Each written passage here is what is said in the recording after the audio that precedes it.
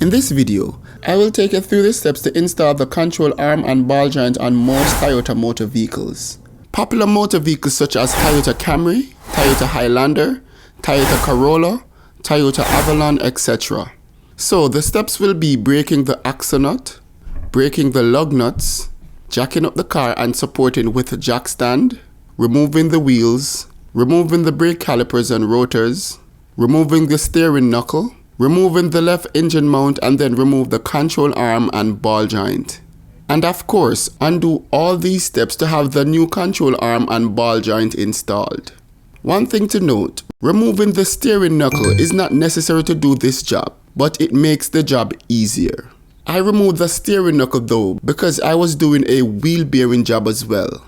Wheel alignment will also need to be done for a job like this. I know it sounds like a lot, but with dedication you can get it done. You can save a lot of money doing this job yourself. Let's start by removing the upcap or wheel cover.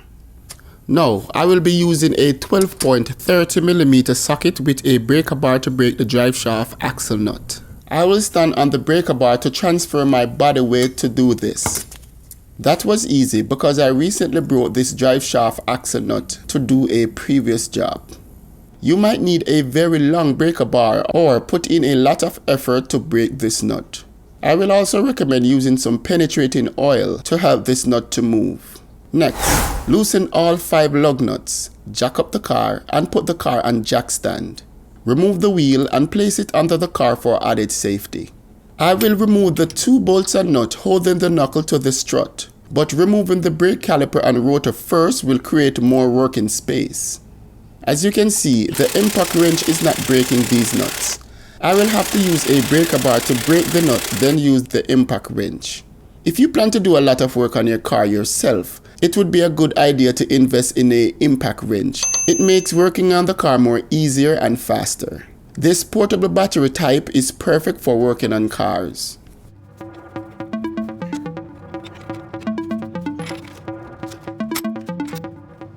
As you can see, after the nut was broken, the impact wrench was able to remove the nut with no problem. Now to the other nut.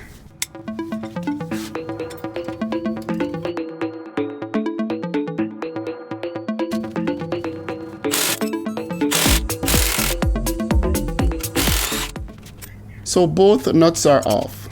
But before removing those 2 bolts holding the knuckle to the strut, I will remove the caliper bracket, the rotor and the tie rod end. Remove the 2 bolts holding the caliper bracket to the knuckle.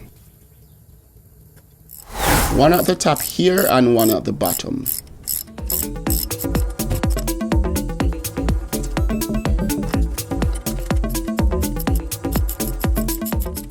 I will use a bungee cord to hold the brake caliper to the strut to protect the brake line.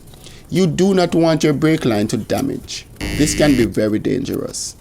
Now I can remove the rotor. If the rotor is stuck to the hub, use a rubber mullet to knock it loose. Now let's remove the tie rod end. I will first remove the safety pin, then the castle nut. Now I will use a hammer to carefully hit the knuckle only to shake the tie rod end loose. I will use one of my hands to pull while I hit the knuckle with the hammer. The ball joint and control arm are held together by 3 bolts. I will remove these. That's 1.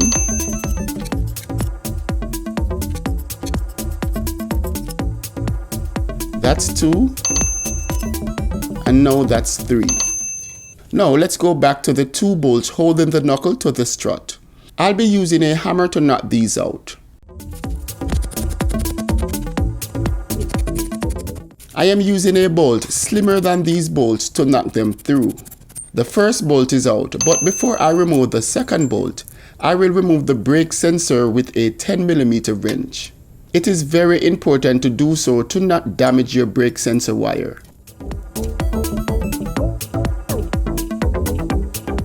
Push it to a safe place and move to the second bolt.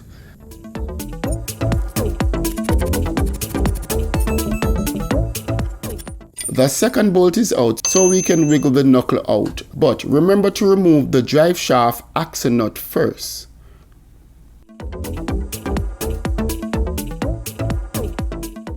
Listen to the sound of a bad bearing.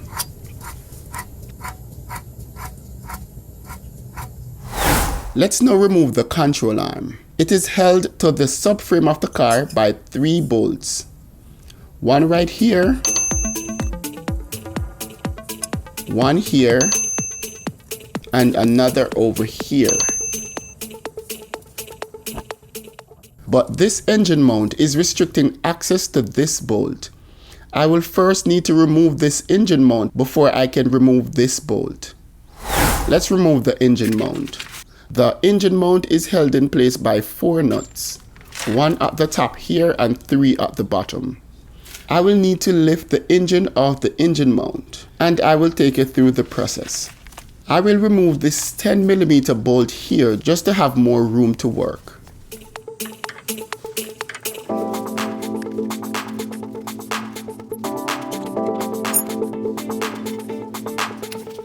This socket is too long to fit here, so I will have to use a wrench.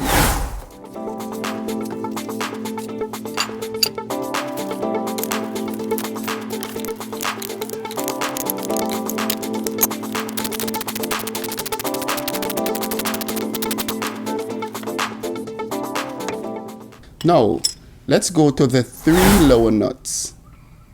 My socket was too tall for the upper nut and now too short for the lower nuts. I need a deep socket for this, which I do not have. Having the right tool always makes a job more easier. But I have a little trick for this socket to work. I will extend the socket to the tip of the impact wrench to create space for the socket to clear the bolt that is sticking out. That worked perfectly. I will do the same for the other 2 nuts. The other 2 nuts are in the subframe hidden by 2 hole plugs. I will remove these plugs from the subframe.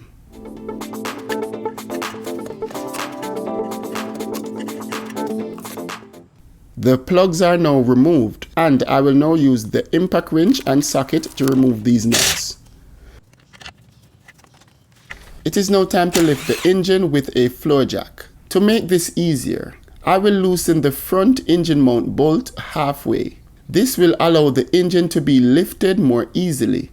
I could have gone under the car to remove the 3 nuts holding this engine mount to the subframe of the car, but just loosening the upper bolt also works.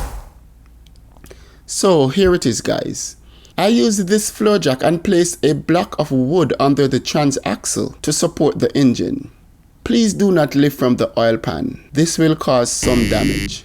I have already lifted the engine, and as you can see, there is enough clearance right here to remove the left engine mount. And all that work to remove the engine mount was to get access to this 1 bolt. Now I'm going to use the impact driver to remove this bolt. The impact wrench makes removing this bolt very easy. Doing this job by hand would be a lot of work. Now it's out, and I will use the impact wrench to remove the other 2 bolts. Then pull out the control arm. I have removed the other 2 bolts, and this is the control arm. Remember to keep this piece of metal. It will be needed when installing the new control arm. It goes here on this side.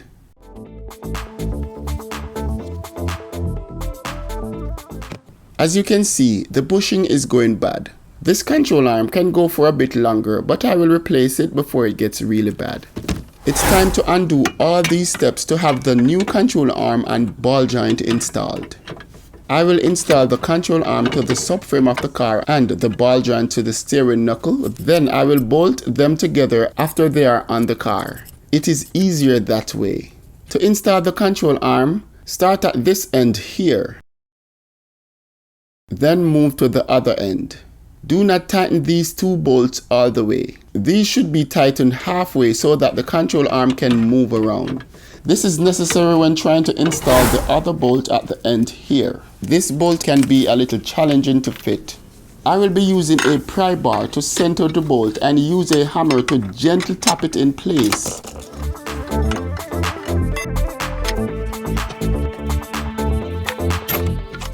Be gentle with this. Try not to cross thread the bolt.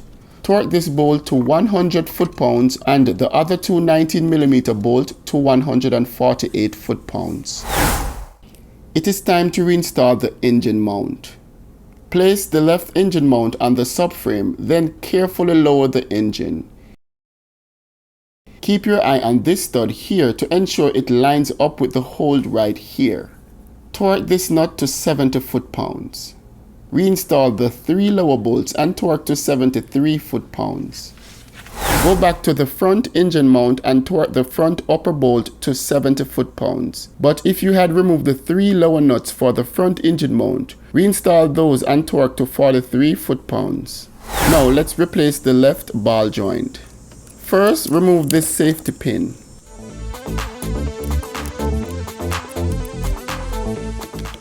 Then remove the castle nut.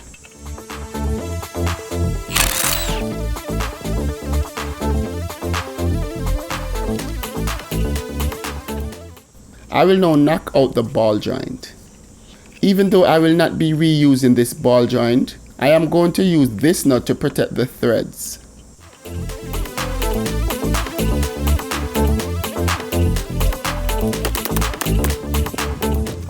The ball joint is stuck right now, so I will use the impact wrench to remove it.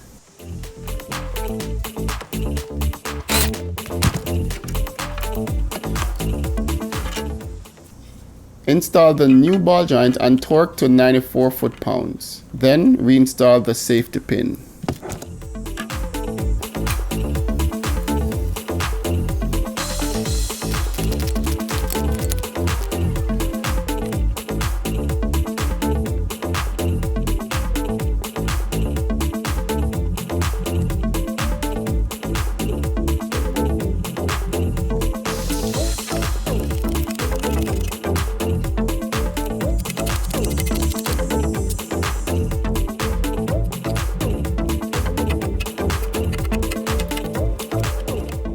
Let's reinstall the steering knuckle.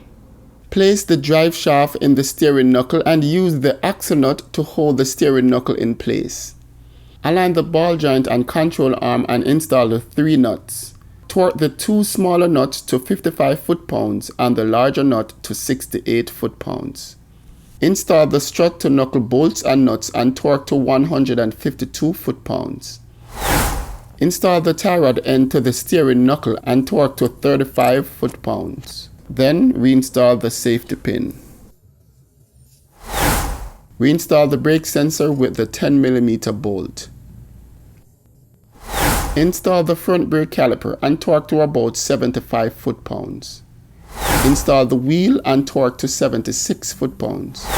Torque the drive shaft axle nut to 217 foot-pounds. The job is now done and it's time to take the car for a computerized wheel alignment. I hope this video helped. Thanks for watching. If you found this video helpful, please like, share and subscribe. Also, hit the notification bell to be notified as soon as I upload a new video. See you on the next one, guys.